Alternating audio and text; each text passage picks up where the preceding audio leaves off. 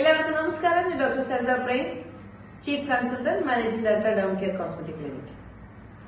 Summer ആണ്, അതുകൊണ്ട് തന്നെ സ്കിൻ ടാൻ വളരെ കോമൺ ആയിട്ടുള്ള ഒരു ഇഷ്യൂ ആണ്. പലരും ചോദിക്കാറുണ്ട്, തീവ്രമായിട്ടുള്ള ഈ വെയിലിനെ പ്രൊട്ടക്ട് ചെയ്യാൻ എന്തൊക്കെ ചെയ്യണം, എന്തൊക്കെയാണ് ടിപ്സ് എന്നൊക്കെ ചോദിക്കാറുണ്ട്, മെസ്സേജ് അയക്കാറുണ്ട്. അതുകൊണ്ടാണ് ഈ ഒരു കണ്ടന്റ് ഞാൻ എടുത്തത്. ഇപ്പം ഉള്ള റേസിൽ നോക്കിക്കഴിഞ്ഞാൽ വെയിലിന് നല്ല രീതിയിൽ UVB റേഡിയേഷൻസ് കൂടുതലാണ്. അതുകൊണ്ട് തന്നെ നിങ്ങൾ പെട്ടെന്നൊരു നല്ല പ്രൊട്ടക്ഷൻ ഓടുകൂടി വെളിയിൽ പോയില്ലെങ്കിൽ തീർച്ചയായിട്ടും നിങ്ങളുടെ സ്കിന്ന് നല്ല രീതിയിൽ ടാൻഡ് ആവാനുള്ള സാധ്യതയുണ്ട്.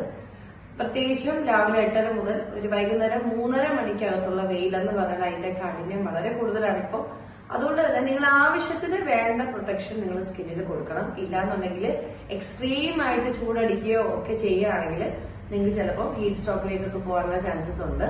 അതുകൊണ്ട് മിനിമം പ്രൊട്ടക്ഷൻ എന്തൊക്കെ വേണമെന്നുള്ളത് ഏറ്റവും കൂടുതൽ എക്സ്റ്റേണലി നമ്മൾ ചെയ്യേണ്ട ഒരു കാര്യം, ഒരു നല്ല മോയ്സ്ചറൈസർ മസ്റ്റ് ആയിട്ട് ഉണ്ടായിരിക്കണം. പിന്നെ വിറ്റാമിൻ സി സിറം, അത് കഴിഞ്ഞിട്ട് ഒരു നല്ല സൺസ്ക്രീൻ. സൺസ്ക്രീൻ എന്ന് പറയുമ്പോൾ SPF മിനിമം 30ക്ക് എബോവ് ആയിരിക്കണം. സൺ പ്രൊട്ടക്ടിങ് ഫാക്ടർ എന്ന് പറയുന്നത് അതിൽ 30ന് മുകളിലായിരിക്കണം. UVA UVB പ്രൊട്ടക്ഷൻ ഉണ്ടായിരിക്കണം. അപ്പൊ അങ്ങനെയാണെങ്കിൽ മാത്രമേ നിങ്ങൾക്ക് സ്കിന്നിന് ഒരു 90 to 95% എങ്കിലും ഒരു കവറേജ് എടുത്തെത്തുള്ളൂ. SPF 50 ഉള്ള സൺസ്ക്രീൻ ആണെങ്കിൽ ഒരു 98% നിങ്ങളുടെ സ്കിന്നിന് നല്ലൊരു കവറേജ് കിട്ടും. പിന്നെ എപ്പോഴൊക്കെ അപ്ലൈ ചെയ്യണമെന്ന് ചോദിച്ചാൽ, ഒരിക്കൽ നിങ്ങൾ അപ്ലൈ ചെയ്തു തിരിച്ച് നിങ്ങൾ വൈകുന്നേരം വരെയും സണ്ണ് നല്ല എക്സ്പോസ് ചെയ്യുന്നവരാണെങ്കിൽ 2 മണിക്കൂർ ഇടവിട്ട് അല്പം അപ്ലൈ ചെയ്യാനായിട്ട് നോക്കുക സൺസ്ക്രീൻ.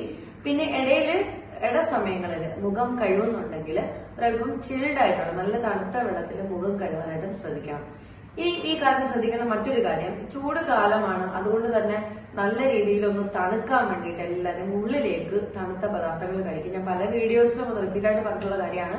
ഒരു കാരണവശാലും ഈ സമയത്ത് ശീതള പാനീയങ്ങൾ അധികം കഴിക്കാതിരിക്കാൻ നോക്കുക. കാരണം പെട്ടെന്ന് തന്നെ നിങ്ങൾക്കൊരു ചെസ്റ്റ് ഇൻഫെക്ഷൻ വരാനുള്ള ചാൻസ് വളരെ കൂടുതലാണ്. അതുകൊണ്ട് തന്നെ ഈ സമയത്ത് ഒരു റൂം ടെമ്പറേച്ചർ മെയിൻറ്റെയിൻ ചെയ്തിട്ടുള്ള ലിക്വിഡ്സ് മാത്രം, അല്ലെങ്കിൽ അതേപോലത്തെ ചിൽഡ് അല്ലാത്ത ഫ്രൂട്ട്സ് ഒക്കെ നിങ്ങൾക്ക് കഴിക്കാവുന്നതാണ്.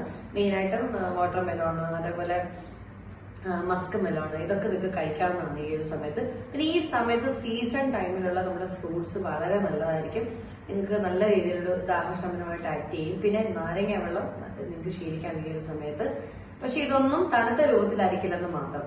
പിന്നെ സ്കിന്നിന്റെ ഒരു പ്രൊട്ടക്ഷൻ വേണ്ടി ആവശ്യമാണ്. പെട്ടെന്ന് നിങ്ങൾ വെയിൽ കൊണ്ടിട്ട് വന്നു, നിങ്ങൾക്ക് വേറെ പെട്ടെന്നൊന്നും ചെയ്യാൻ പറ്റുന്നില്ല എന്നാണെങ്കിൽ എന്തായാലും വെള്ളറ വീട്ടിലും തൈരുണ്ടാവും. തൈര് ഒരു അല്പം എടുക്കുക, കുറച്ച് മുൾട്ടാണി മിട്ടി ഇല്ലെങ്കിൽ അരിപ്പൊടി മിക്സ് ചെയ്തിട്ട് നന്നായിട്ട് മുഖത്തിട്ട് കൊടുക്കുക. പെട്ടെന്ന് വെയിൽ കൊണ്ടുള്ള ആ ഒരു സിവിയർ ആയിട്ടുള്ള ടാൻ ഒന്ന് മാറാനായിട്ട് അത് സഹായിക്കും.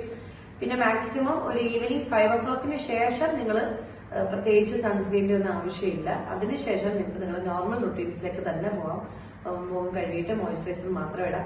ഇനിയും ഇപ്പം നേരത്തെ ചോദിച്ചവരുണ്ട്, ഇതൊക്കെ നമ്മൾ ചെയ്യേണ്ട ആവശ്യമുണ്ട്. ഇതൊക്കെ ചെയ്താൽ മാത്രമേ നമ്മുടെ ഇന്നത്തെ ക്ലൈമാറ്റിക് കണ്ടീഷൻ നമുക്ക് ഒന്ന് തടുക്കാനായിട്ട് പറ്റത്തുള്ളൂ. ഇല്ലാന്നുണ്ടെങ്കിൽ തീർച്ചയായിട്ടും നിങ്ങൾക്ക് കൂടുതലായിട്ട് സ്കിന്ന് ടാൻ ആവുകയും ഡാർക്ക് ആവുകയും ചെയ്യും.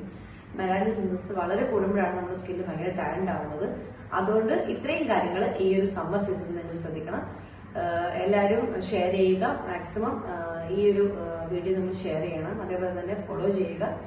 ഇതൊരു ലൈക്ക് ചെയ്യാത്തവർ ലൈക്ക് ചെയ്യുക. നിങ്ങൾക്ക് എന്തെങ്കിലും സംശയം ഉണ്ടെങ്കിൽ നിങ്ങൾക്ക് തീർച്ചയായിട്ടും എനിക്ക് ഇൻബോക്സ് ചെയ്യാവുന്നതാണ്. അത് ഞാൻ തീർച്ചയായിട്ടും നിങ്ങൾക്ക് തന്നെ റിപ്ലൈ അയക്കുന്നതായിരിക്കും.